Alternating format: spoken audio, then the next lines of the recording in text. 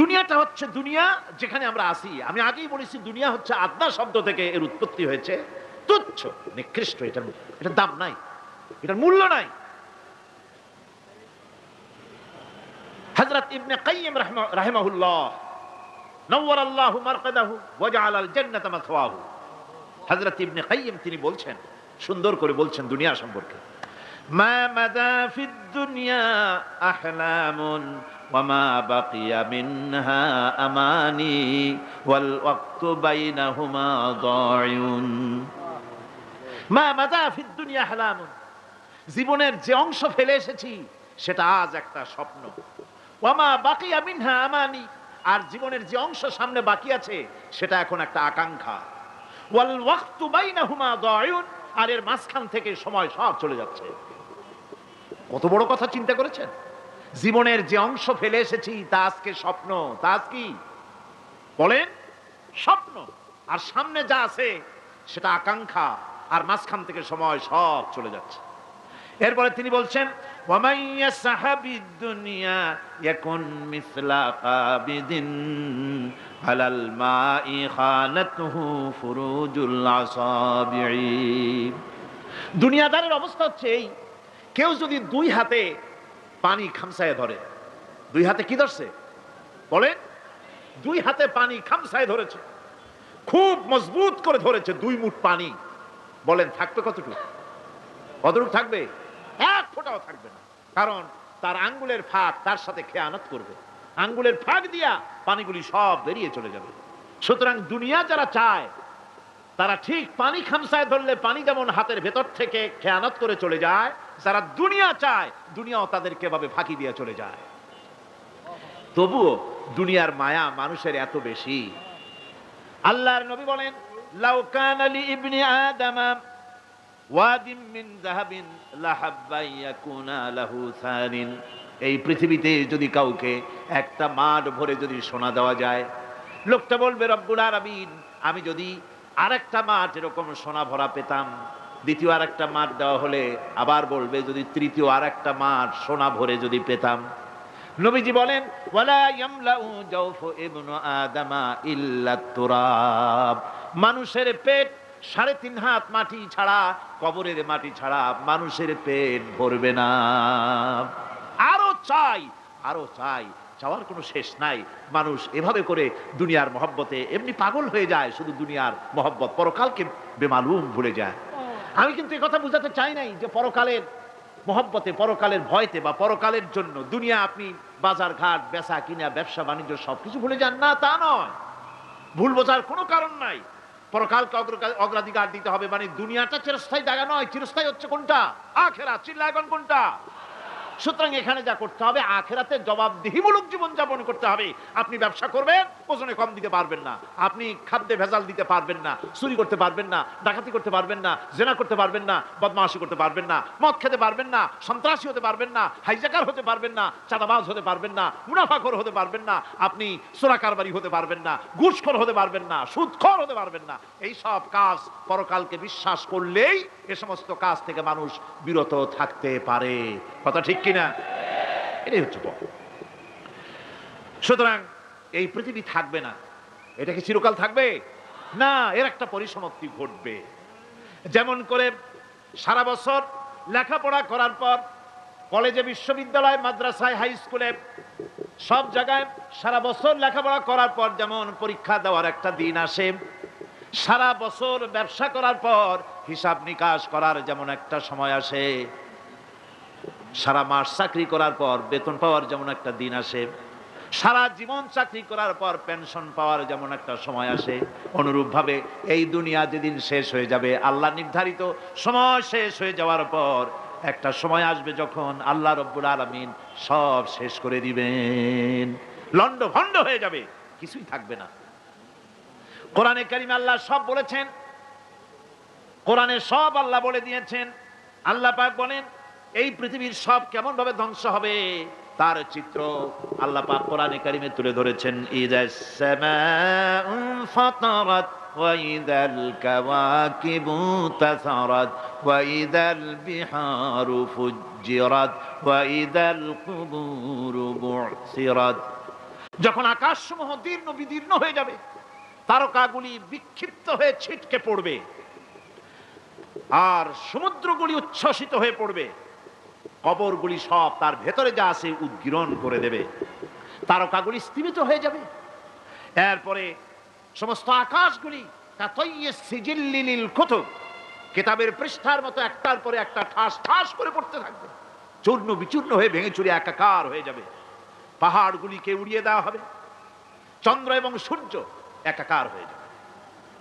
আল্লাহ রাব্বুল আলামিন বলেন, ফাইদা বারিকাল বাসার ওয়া খাসাফাল কমার ওয়া জুমিআশ শামসু ওয়াল কমর। চক্ষু যখন বিস্ফারিত হয়ে যাবে, চাঁদ যখন তার আলো হারিয়ে ফেলবে, সূর্য যখন তার আলো হারিয়ে ফেলবে, চাঁদ আর সূর্য সব একাকার হয়ে যাবে, সেই সময়ের অবস্থাটা কি চিন্তা করো। মানুষ হয়রান হয়ে দৌড়াদৌড়ি করবে।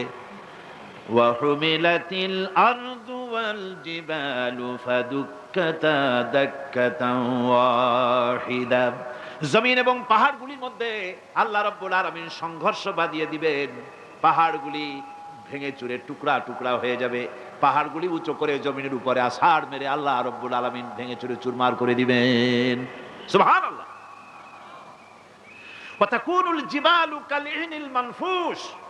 পাহাড়গুলো পেঁজা ধোনা তুলার মতো করে উড়িয়ে দেওয়া হবে, পাহাড় উড়ে যাবে। সুবহানাল্লাহ।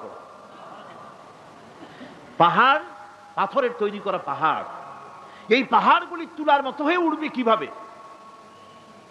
আমি এই দৃশ্য নিজের চোখে কিছুটা হলেও দেখছি। আজ থেকে 10 দিন আগে আমি ইতালি সফর করে এসেছি। ইতালির রাজধানী রোম। রোম প্রাচীন সভ্যতার লালন ভূমি। কোরআনে কারিমে সূরায়ে রোম রয়েছে। এই রোম সেই রোম। এখানের বাদশার কাছে রাসূল করিম সাল্লাল্লাহু আলাইহি সাল্লাম হেরাক্লিয়াসের কাছে চিঠি পাঠিয়েছিলেন। সেই রোম 12 থেকে 15,000-এর মতো বাংলাদেশি মুসলমান সেখানে আছে। জুমার দিন, যেদিন আমি গেলাম তার পরের দিনই জুমা ছিল। জুমার নামাজ পড়লাম ভ্যাটিকানের কাছেই বিশাল মসজিদ, ইউরোপের ভিতরে সবচেয়ে বড় মসজিদ এটা। রোম ইসলামের দুশমনদের রাজধানী। সেইখানে যখন আজান হচ্ছে আশহাদু আন্না মুহাম্মাদার রাসূলুল্লাহ, আমার অনুভূতির কথা আপনাদেরকে বোঝাতে পারবো না, কি অনুভূতির সৃষ্টি হয়েছে আমার ভেতরে। ভ্যাটিকানের পোপ এক পাশে, কিছু দূরেই ভ্যাটিকান। ওটা হচ্ছে গোটা পৃথিবীর সমস্ত খ্রিস্টানদের কাবা, ভ্যাটিকান। তার পাশেই বিশাল মসজিদ, সেখানে নামাজ পড়লাম। চিন্তার ভেতরে আসলো আল্লাহ রাব্বুল আলামিন তার হাবিবের নাম, তার তাওহীদ, তার রিসালাতকে কিভাবে বিশ্বময় ছড়িয়ে দিলেন। আবু জাহেল চাইছিল মুহাম্মদ সাল্লাল্লাহু আলাইহি ওয়াসাল্লামকে স্তব্ধ করে দেবে মক্কার জীবনেই। কত বদনাম, সাহের, কাহেন, কাযযাব, শায়ের, নাউযুবিল্লাহি মিন যালিক, কত গালাগালি করলো।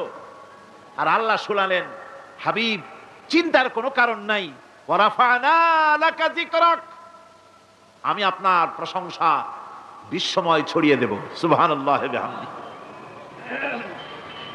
রোম প্রোগ্রাম শেষ করে আমাকে তারা নিয়ে গেল, যেটা আমি বলছি সফর কাহিনী শোনাবার সময়টা না, যেহেতু এর সঙ্গে প্রাসঙ্গিক সেজন্য বলছি। পাহাড় কেমনে তুলার মতো হয়ে উড়বে তার নজির দেখেছি।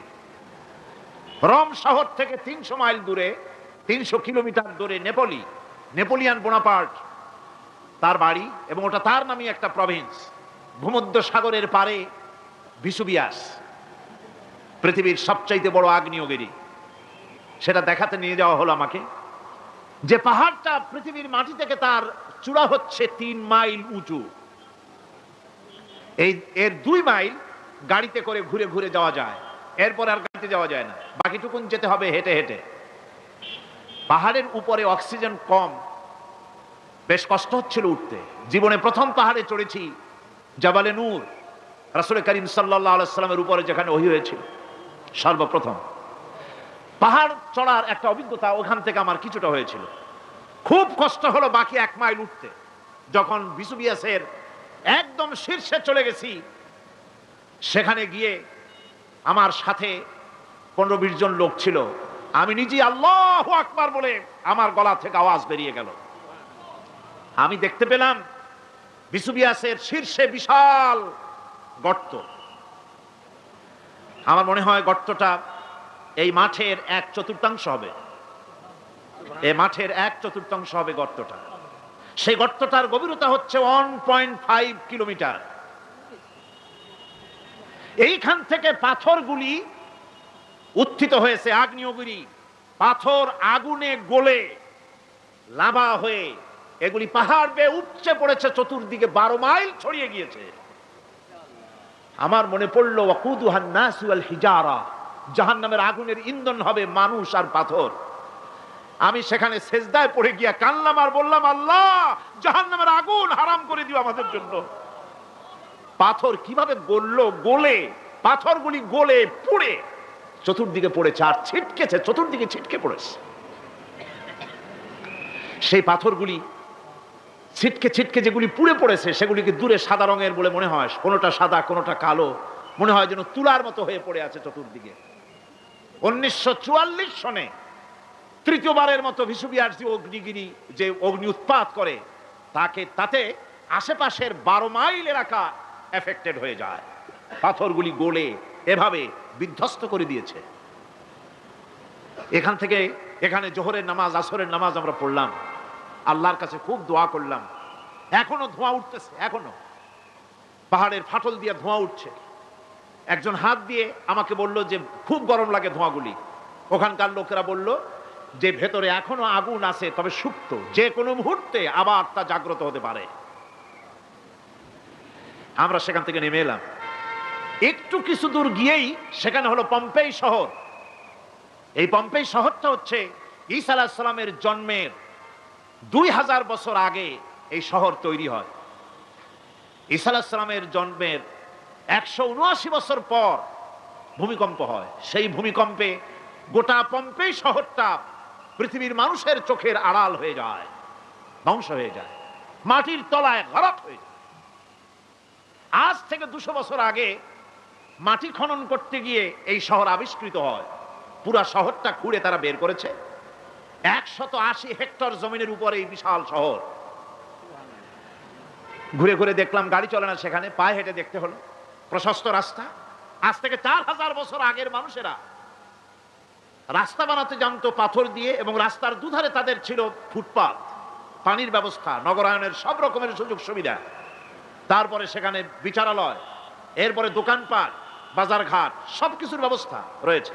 বিশাল বিশাল পাথরগুলি দিয়ে পিলার তৈরি করা। ভাবলাম এই পিলারগুলি, এই পাথরগুলি তারা কিভাবে ক্রেন ছাড়া এত উপরে উঠালো কি করে, আমার মাথায় আসলো না।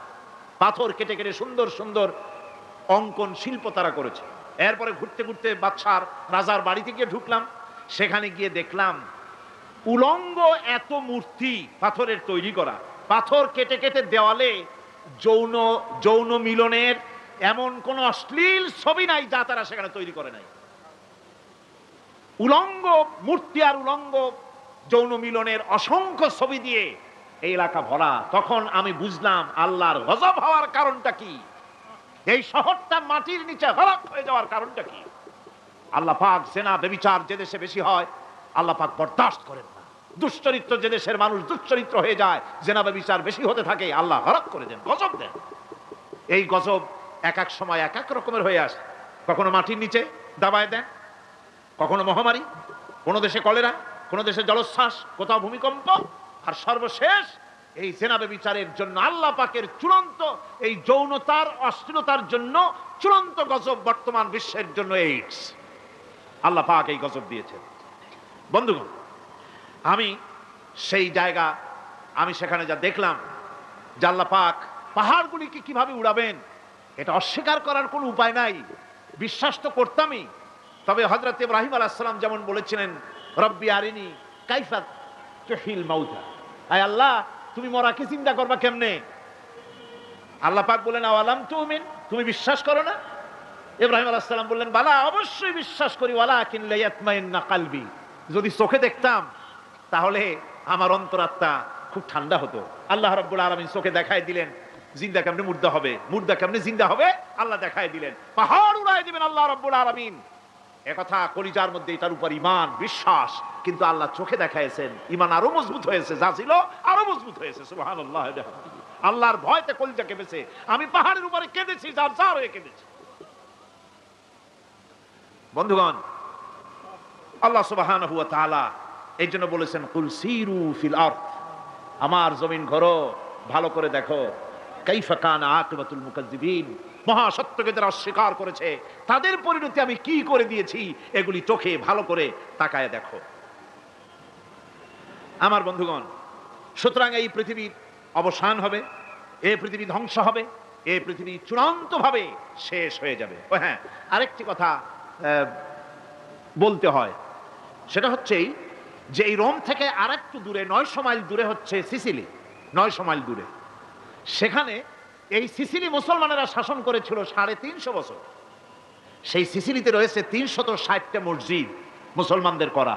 সমস্ত মসজিদগুলি আজ তালা বন্ধ, একটা মসজিদও খোলা নাই। সেখানকার মুসলমানেরা ওয়াজ শুনতে এসেছিল রোমে। আমি তাদের জন্য পরামর্শ দিয়েছি যে গভর্নমেন্টের কাছে তোমরা দাবি জানাও যে অন্তত একটা মসজিদের দরজা আমাদের জন্য খুলে দাও। রোমের অবস্থানরত প্রবাসী বাংলাদেশি মুসলমানেরা আমাকে বলেছে, তাদের অনেকের বাড়ি চট্টগ্রামেও আছে, আমাকে বলেছে তাদের চোখে পানি আসছে বলার সময় যে চিরামের তাফসীর মাহফিল যখন আসে কলজাটা কাঁদতে থাকে যাওয়ার জন্য। তো যাওয়া তো সম্ভব না এত দূর থেকে, আমাদের সালাম বলে দিবেন যত লোক আসবে, আর আমাদের জন্য দোয়া করতে বলবেন যেন এই রোমের ভিতরে আমরা ইসলামের আদর্শের ভিত্তিতে আমরা যেন চলতে পারি। আপনারা দোয়া করুন তাদের জন্য। ভাইরা আমার, এই পৃথিবী একদিন পরিসমাপ্তি ঘটবে এবং আল্লাহর দরবারে আমাদেরকে উঠতে হবে এবং সেখানে আমাদের বিচার হবে। সেখানে আমাদের কি হবে? বিচার হবে। আল্লাহ পাক বিচারটাকে নির্ভুল করার জন্য, সঠিক করার জন্য প্রত্যেকের গলায় আমলনামা ঝুলায় রাখছেন। এখানে রেকর্ডের ব্যবস্থা করা হয়েছে। আল্লাহ পাক বলছেন ওয়া কুল্লা ইনসানিন আলজামনাহু তাইরাহু ফি উনুকিহি ওয়া নুখরিজু লাহু ইয়াওমাল কিয়ামাতি কিতাবান ইয়ালকাহু মানশুরা। আল্লাহ পাক বলেন প্রত্যেকের ভালো মন্দ কর্মফল, কর্মলিপি আমি তার গলায় ঝুলায় রেখেছি।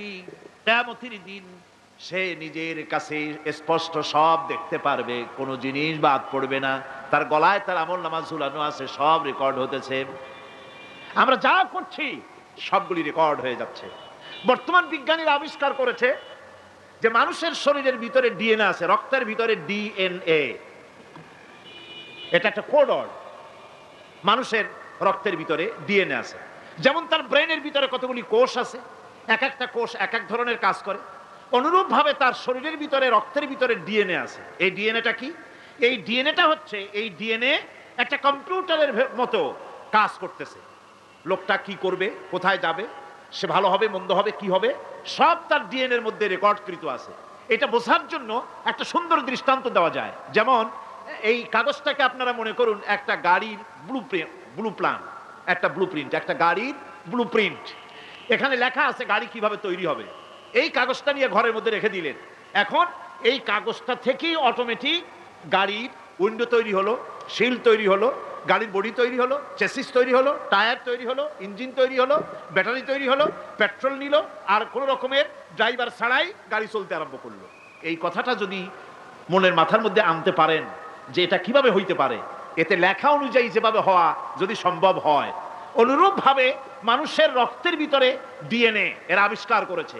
এর ভিতরে মানুষের ভালো মন্দ, কোথায় যাবে কি করবে, সবকিছু এর মধ্যে রয়েছে। কোরআনে কারীমে আল্লাহ রাব্বুল আলামিন, আমি গত বছরও বলছিলাম যে বিজ্ঞানের আবিষ্কার যত বাড়বে কোরআন বোঝা মানুষের জন্য তত সহজ হবে। কোন সুবহানাল্লাহ।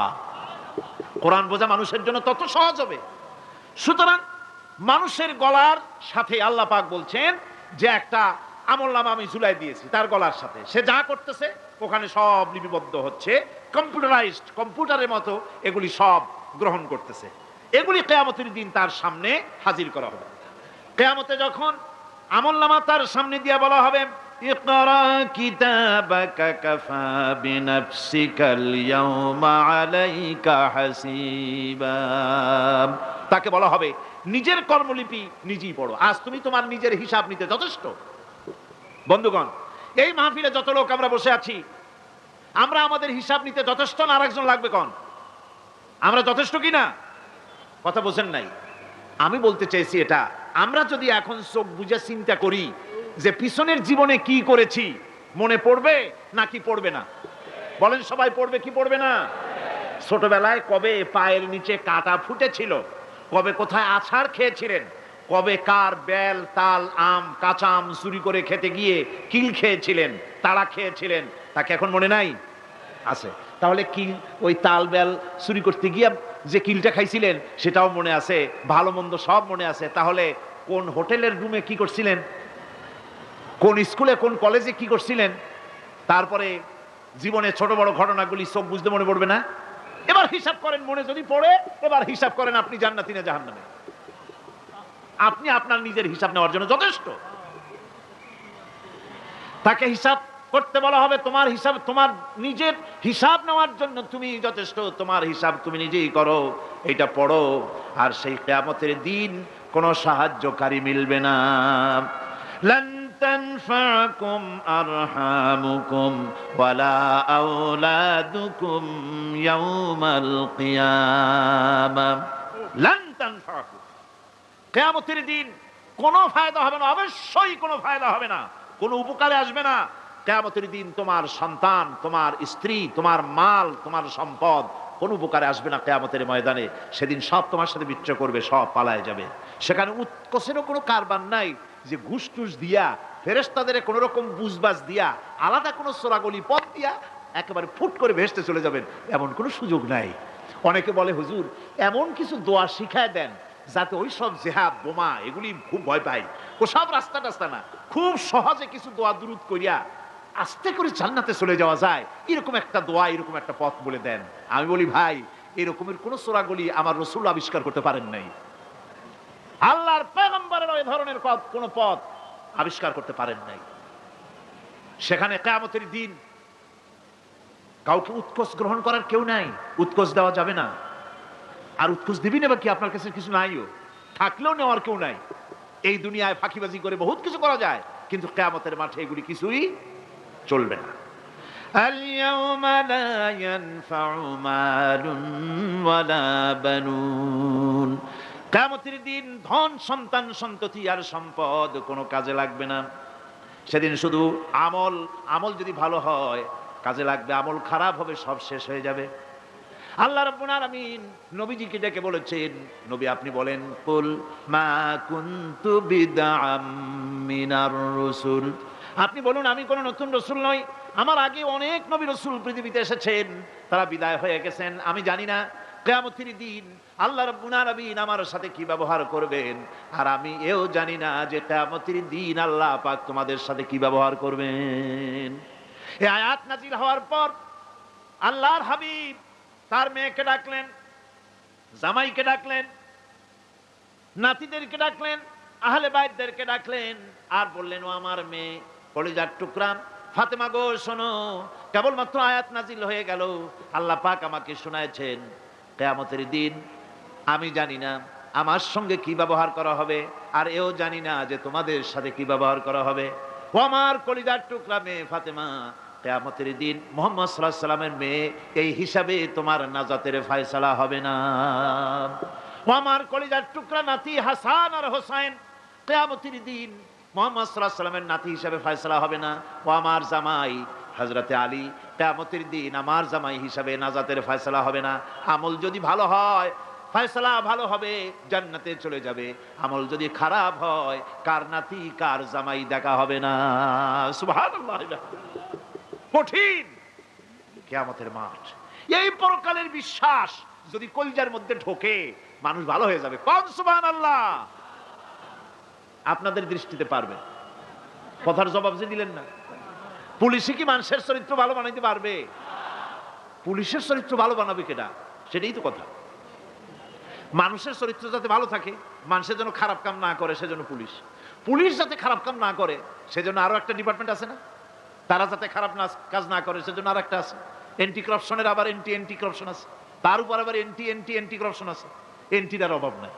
সুতরাং পুলিশ দিয়া, বিডিআর দিয়া, আর্মি দিয়া মানুষের, দেশের, জাতির চরিত্র ভালো বানানো যায় না। রাসূলুল্লাহ এ দিয়ে বানান নাই, এটা ইসলামের নিয়ম নয়। পুলিশ দিয়া, আর্মি দিয়া দেশের মানুষের চরিত্র ভালো বানানো যায় না। চরিত্র ভালো বানানো যায় কেবলমাত্র পরকালের ভয় দিয়া। কিসের ভয় দিয়া?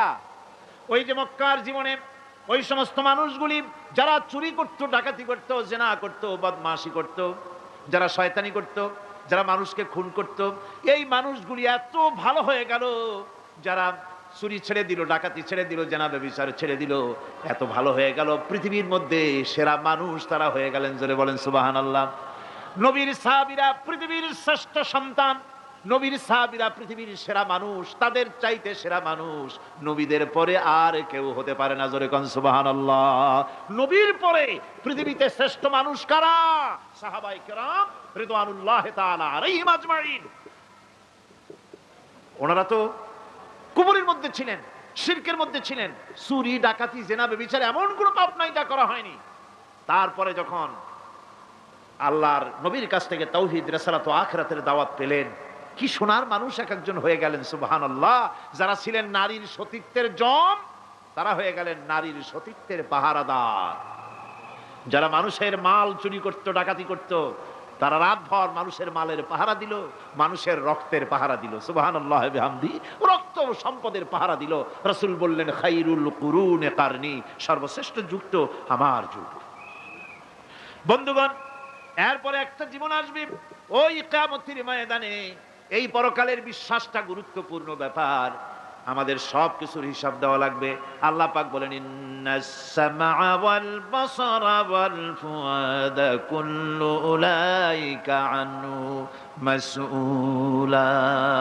নিঃসন্দেহে মানুষের শ্রবণ শক্তি, দর্শন শক্তি এবং তার অন্তঃকরণের কল্পনা সম্পর্কে আল্লাহ রাব্বুল আলামিনের কাছে জিজ্ঞাসিত হতে হবে। কান দিয়া কি করেছিল, চোখ দিয়া কি করেছিল, মুখ দিয়া কি করেছিলে, হাত দিয়ে কি করেছিলে, সব কিছুর জবাব আল্লাহ রাব্বুল আলামিনের কাছে দিতে হবে। সবটার জবাব দিতে হবে, কোনো কিছু বাদ যাবে না। এমনকি মনের ভিতরে যে কল্পনা আমরা করি, এই কল্পনার হিসাব আল্লাহর দরবারে দিতে হবে। কোরআনে কারীম বলছেন, ওয়া ইন তুবদু মা ফি আনফুসিকুম আও তুখফুহু ইউহাসিবকুম বিহিল্লাহ। মনের ভিতরে তুমি যেটা কল্পনা করো সেটা প্রকাশ করো, অথবা তুমি গোপন রাখো, যাই তুমি করো না কেন, আল্লাহ রাব্বুল আলামিন এর হিসাবও তোমার কাছে নেবেন। ফায়াগফিরু লিমান ইয়াশাউ ওয়া ইউআযযিবু মান ইয়াশাউ ওয়াল্লাহু আলা কুল্লি শাইইন কাদির।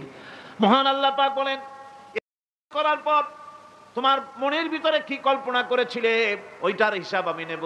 হিসাব নেওয়ার পর যারে খুশি ক্ষমা করে দেব, যাকে খুশি শাস্তি প্রদান করব। সব কিছুর উপরে আল্লাহ রব্বুল আলামিন শক্তিমান, সব তিনি করতে পারেন, সমস্ত কুদরত রয়েছে তার। সুতরাং মানুষদেরকে, আল্লাহর বান্দাদেরকে বিশ্বাস করতে হবে যে আমার কোনো কথা বাদ যাবে না। কথাগুলি রেকর্ড হচ্ছে, কথা রেকর্ড হচ্ছে। আমি যে ওয়াজ করতেছি এই কথাগুলি রেকর্ড হচ্ছে নাকি হচ্ছে না? অনেক টেপ রেকর্ডার রেকর্ড হচ্ছে, অডিও ভিডিও হচ্ছে।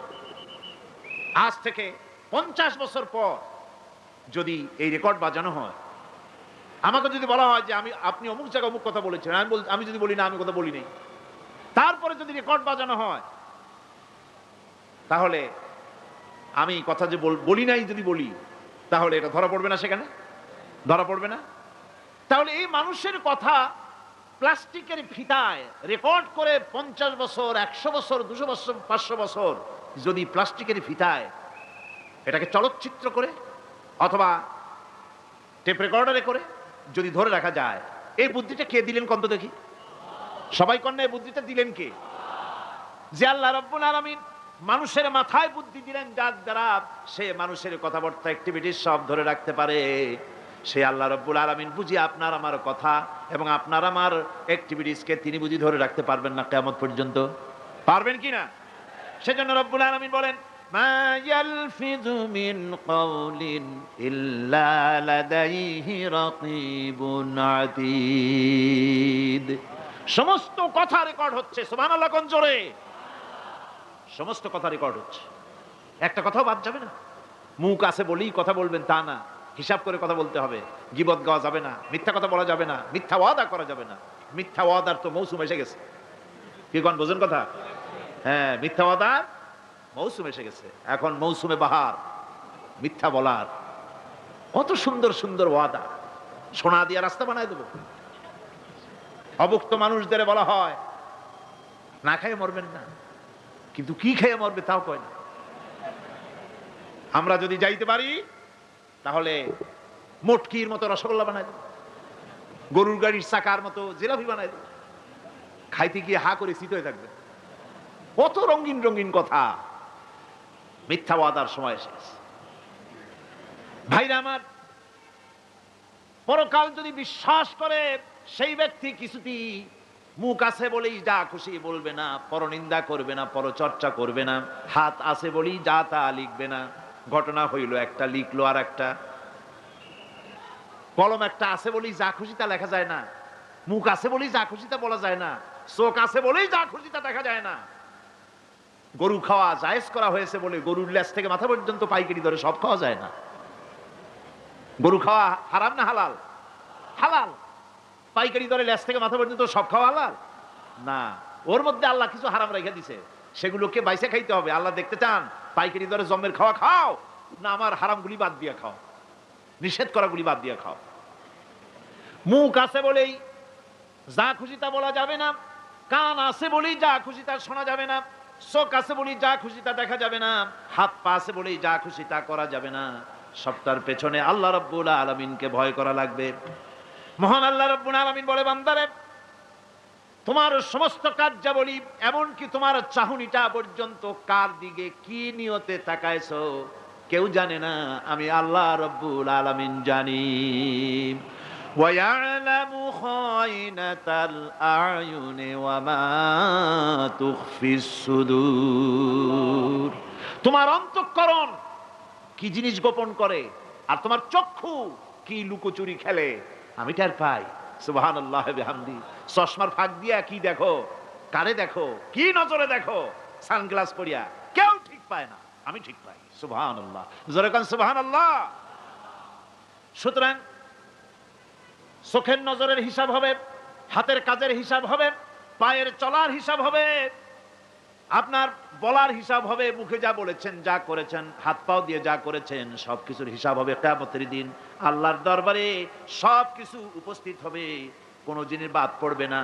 ফামান ইয়ামাল মিসকালা যাররাতিন খায়রান ইয়ারা ওয়া মান ইয়ামাল মিসকালা যাররাতিন শাররান ইয়ারা। ছোট্ট একটা ভালো কাজ যদি করো তাও হাজির করা হবে, সামান্যতম ভালো কাজও তোমার বাদ পড়বে না।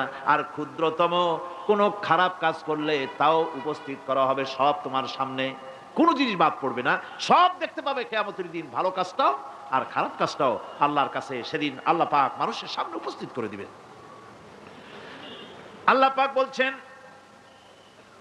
সেদিন এই জমিন, তার ভিতরে যা লুক্কায়িত ছিল, জমিন সব বের করে দেবে। কান্নাহুম জারাদুম মুনতাশির। টিড্ডি, ফড়িংগুলি, পোকাগুলি মাটির থেকে যেমন বেরোয়, এ মাটির ভিতরে যা আছে কিয়ামতের দিন সব মাটি বের করে দেবে। ইযা যুলজিলাতিল আরদু জিলজালাহা ওয়া আখরাজাতিল আরদু আসকালাহা ওয়া ক্বালাল ইনসানু মা লাহা। এ জমিনকে ঝাঁকি মারা হবে, প্রবল এক ঝাঁকুনি, প্রবল এক ঝাঁকুনিতে এই পৃথিবীর মধ্যে যা কিছু আছে সব বেরিয়ে যাবে। সুবহানাল্লাহ কইতে ইচ্ছা করে না মিয়ারা? এক ঝাঁকুনিতে পৃথিবী সব বের করে দেবে। মানুষ হয়রান হয়ে বলবে, কি হয়েছে, এ মাটির হলোটা কি? আমার বন্ধুগণ, মানুষ হয়রান হয়ে গিয়ে বলবে, মাটির কি হলো? আল্লাহ রাব্বুল আলামিন বলেন, ইয়াউমাইযিন তুহাদ্দিসু আখবারাহা বিআন্না রাব্বাকা আওহালাহা। জমিনের উপরে যা ঘটেছে জমিন তা সব বের করে দেবে, সব প্রকাশ করে দেবে। আর এটা এই জন্য হবে যেহেতু তার রবের হুকুম হয়েছে, তার রব হুকুম করেছে বের করে দে। জমিনের ভিতরে আছে যা সব বেরিয়ে যাবে, আকাশ ভেঙে পড়বে, পাহাড় উড়ে যাবে, জমিনের ভিতরে যা আছে সব উপরে চলে আসবে। পৃথিবীতে সব শেষ, কিচ্ছু নাই, আকাশ নাই, পাহাড় নাই, সমুদ্র নাই, সব একাকার। চন্দ্র নাই, সূর্য নাই, তারকা নাই, গ্যালাক্সি নাই, মহাশূন্য নাই, সব শেষ। আল্লাহ রাব্বুল আলামিন সমস্ত ফেরেশতাদেরকে শেষ করে দিবেন, সকলের মওত হয়ে যাবে, কেউ আর থাকবে না। এমনকি হযরতে আজরাইল মালাকুল মউত তিনিও থাকবেন না। সব আল্লাহ রাব্বুল আলামিন মৃত্যু করে দিবেন। এরপরে আল্লাহ রাব্বুল আলামিন একা তিনি বলবেন, ইয়া দুনিয়া, ইয়া দুনিয়া আইনা আনহারুকি, এ পৃথিবী তোর সেই সমুদ্রগুলি কোথায়, নদীগুলি কোথায়? ইয়া দুনিয়া আইনা আশজারুকি, হে দুনিয়া তোমার গাছগুলি কোথায়? এত বন বনানি, এত গাছ ছিল। ইয়া দুনিয়া আইনা জিবালুকি, এ পৃথিবী তোর জমিনে যত পাহাড় ছিল, পাহাড়গুলি কই? যত স্বৈরাচার ছিল জমিনের উপরে, যারা স্বৈরাচারী মনোবৃত্তি নিয়ে মানুষ ধ্বংস করেছে, দেশ ধ্বংস করেছে, মায়ের বুক খালি করেছে, ওই স্বৈরাচারগুলি কই? কোনো জবাব নাই। আল্লাহ পাকের পরে বলবেন, লিমানিল মুলকুল ইয়াউম, কার রাজত্ব? আজকে রাজত্বটা কার? আল্লাহ তিনবার আওয়াজ দিবেন, আজকে রাজত্ব কার? আল্লাহ পাক যখন তিনবার করে ডাক দিবেন, কোনো জবাব নাই, কোনো জবাব নাই। কে জবাব দেবে? আল্লাহ রাব্বুল আলামিনের সামনে কার ক্ষমতা আছে কথা বলার? কেউ তো নাই, সব শেষ। আল্লাহ পাক বলবেন, লিল্লাহিল ওয়াহিদুল কাহ্হার, একমাত্র পরাক্রমশালী আল্লাহ রাব্বুল আলামিনের রাজত্ব আজ। সেই হাসরের মাঠে আমাদের সকলকে উপস্থিত হয়ে যেতে হবে। কেউ আমরা এখান থেকে বাঁচতে পারবো না, সবাইকে উঠতে হবে। অপরাধীরা সেখানে অসহায় হয়ে যাবে, অপরাধীরা অসহায় হয়ে যাবে। আল্লাহ পাক বলেন, فَإِذَا جَاءَتِ الصَّاخَّةُ يَوْمَ يَفِرُّ الْمَرْءُ مِنْ أَخِيهِ وَأُمِّهِ وَأَبِيهِ وَصَاحِبَتِهِ وَبَنِيهِ, অবশেষে যখন কান ফাটানো আওয়াজ আসবে, এই আওয়াজ সেদিন মানুষ নিজের মা বাপ ভাই বোন সব থেকে বিচ্ছিন্ন হয়ে যাবে, সব একের থেকে আরেকজন পালায়ে যাবে, হারায়ে যাবে, কেউ কাউকে আর খুঁজে পাবে না। সেদিন ওই কিয়ামতের মাঠে বিভীষিকাময় দৃশ্য, মানুষ হয়রান হয়ে যাবে। মাথার এক হাত অথবা অর্ধ মাইল অথবা এক বিগত এতটুকুন উপরে ওই প্রকাণ্ড সূর্যটার তাপ আসবে, গুনাহগারের মাথার চান্দি ফেটে গিয়া মগজগুলি গলে গলে নাক কান দিয়ে বের পড়তে লাগবে, জিহ্বাটা কুকুরের মতো ঝুলে নাভিস্থল পর্যন্ত পড়ে যাবে, মাটিটা সূর্যের উত্তাপে তামার মতো গরম হয়ে যাবে, সারা হাসর জুড়ে আওয়াজ হবে, পানি পানি পানি। মানুষেরা হয়রান হয়ে যাবে সে হাসরের ময়দানে। এই চরম কষ্টের ভিতরে আল্লাহ রাব্বুল আলামিন বলেন, সেদিন দুটো ভাগ হয়ে যাবে। একদল মানুষের চেহারা আলোয় ঝলমল হয়ে যাবে, আর একদল মানুষের চেহারাগুলি কালো হয়ে যাবে। উজুহু ইয়াওমাইদিন মুসফিরাতুন দাহিকাতুন মুস্তাবশিরা ওয়া উজুহু ইয়াওমাইদিন আলাইহা গাবারা। আল্লাহ পাক বলেন, এক শ্রেণীর মানুষের চেহারা হাস্যোজ্জ্বল ঝলমলে হয়ে যাবে, আর এক শ্রেণীর মানুষের চেহারাগুলি কালো হয়ে যাবে। তারহাকুহা কাতারা উলাইকা হুমুল কাফারাতুল ফাজারা। হাস্যোজ্জ্বল, স্বচ্ছন্দপূর্ণ, সুন্দর, উজ্জ্বল ঝলমলে চেহারা হবে ঈমান আনার কারণে, পরকালকে বিশ্বাস করার কারণে, আল্লাহ এবং রাসূলের কথা অনুযায়ী জীবন যাপনের কারণে চেহারাটা উজ্জ্বল হয়ে যাবে। আর আল্লাহর নাফরমানি, রাসূলের নাফরমানি, পরকালকে অস্বীকার করার কারণে কাফেরগুলির চেহারা, মুনাফিকগুলির চেহারা কালো হয়ে যাবে। তাদেরকে আলাদা করে দেওয়া হবে। আমতাজুল ইয়াওমা আইয়ুহাল মুজরিমুন, মুজরিমদেরকে আলাদা করে দেওয়া হবে, দুইটা ভাগ হয়ে যাবে। এই চরম অবস্থা সৃষ্টি হবে কিয়ামতের ময়দানে। সেদিন রাসূল করিম সাল্লাল্লাহু আলাইহি ওয়াসাল্লাম উম্মতের জন্য সুপারিশ করবেন। সেই সুপারিশ যেন আমাদের করতে পারেন, সেজন্য আমাদেরকে তৈরি করতে হবে, সে ধরনের যোগ্য আমাদেরকে বানাতে হবে। বন্ধুগণ, এই পরকালীন জীবন, এর সম্ভাবনা, এটা যে হবে, এবং সেই পরকালে আমাদের সকলকে যে উঠতে হবে, কিয়ামতে আল্লাহর কাছে জীবনের সব কিছুর জবাবদিহি করতে হবে, এই ভীতি সৃষ্টি করতে চায় আল্লাহ পাক মানুষের ভেতরে। আল্লাহ পাকের চাইতে মানুষের কল্যাণকামী আর কেউ আছে? চিল্লায় কোন আল্লাহর চাইতে, বিশ্ববাসীর সৃষ্টি জগতের কল্যাণকামী আল্লাহর চাইতে, রাসূলের চাইতে বেশি কেউ কি আছে? সে আল্লাহ পাক সব বলে দিলেন, ওপেন সিক্রেট করে দিলেন, সব গোপন ফাঁস করে দিলেন। কেমনে বিচার হবে, কেমনে কিয়ামত অনুষ্ঠিত হবে, কেমনে কি হবে, সব খুলে খুলে আল্লাহ পাক বলে দিলেন আমাদেরকে ভালো হওয়ার জন্য। কোরআনে কারীম বলছে, লাইসাল বিররা আন তুওয়াল্লু বুজুহাকুম কিবালাল মাশরিকি ওয়াল মাগরিব। পূর্ব পশ্চিমে মাথা ঘুরানো, সার নত করা, মাথা ঘুরানো, মুখ ঘুরানো, এটাই কিন্তু সৎ কাজ এবং পুণ্যবান হওয়ার, সৎ কাজ করার, নেককার হওয়ার জন্য যথেষ্ট নয়, বরং ওয়ালাকিন্নাল বিররা মান আমানা বিল্লাহি ওয়াল ইয়াউমিল আখির। প্রকৃতপক্ষে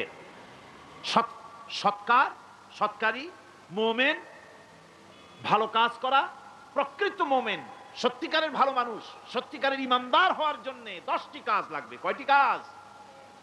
10টি কাজ লাগবে। সেই 10টি কাজের একটি কাজ গত বছর আপনাদের খেদমতে আরজ করা হয়েছে, 2টি বলা হয়েছে, বাকি আজকে বললাম আর একটা, হয়ে গেল 3টা। বাকি আছে কয়টা? 7টা বাকি আছে, আরো 7টা। পরকাল ভিত্তিক জীবনযাপন যদি করতে পারি তাহলে আমরা হব দুনিয়ার শ্রেষ্ঠ মানুষ। কোন আলহামদুলিল্লাহ। আমার দেশ, আমার জাতি, আমার school, college, university, secretariat, cantonment, রান্নাঘর থেকে শুরু করে বঙ্গভবন, দেশের সর্বত্র মানুষের ভেতরে যদি পরকালের জবাবদিহিমূলক জীবনযাত্রার অনুভূতি সৃষ্টি করে দেওয়া যায়, কিয়ামত আছে আর জবাব দিতে হবে আল্লাহর দরবারে। এই পরকালকে এভাবে বিশ্বাস করতে পারলে, ওইভাবে জীবন করতে পারলে দেশ সুখী হবে, সমৃদ্ধশালী হবে, বিপদ দূরীভূত হবে, অন্ধকারের আমানিশা দূর হয়ে গিয়ে পৃথিবীতে আবার সুন্দর সূর্য উদিত হবে। ইসলামের নতুন বার্তা নিয়ে পৃথিবীতে শান্তি আসবে, সুখ আসবে, সমৃদ্ধি আসবে, স্বাধীনতা টিকবে, সার্বভৌমত্ব টিকবে, দেশ এক সুখী সমৃদ্ধশালী সুন্দর দেশে পরিণত হবে। বাংলাদেশ হবে পৃথিবীর একটা আদর্শ দেশে পরিণত হয়ে যাবে, যদি এই কথাগুলি আমরা বিশ্বাস করি আর আমল করে চলতে পারি। আল্লাহ পাক যেন সে তৌফিক আমাদের দেন। সকলে বলি আমিন। সকলে কোন আমিন। মুনাজাত হবে, দাঁড়ানো ভাইরা বসে, মুনাজাত হবে, দাঁড়ানো ভাইরা সকলে বসে। আল্লাহুম্মা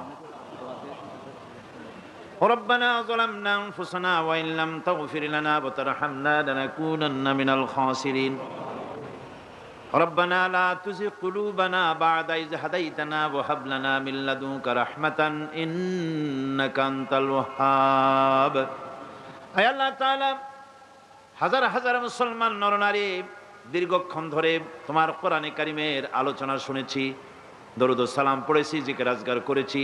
মেহেরবানি করে সওয়াবটুকুন জনাবে মুহাম্মদুর রাসূলুল্লাহ সাল্লাল্লাহু আলাইহি ওয়াসাল্লামের রূহ মুবারকে পৌঁছায় দাও।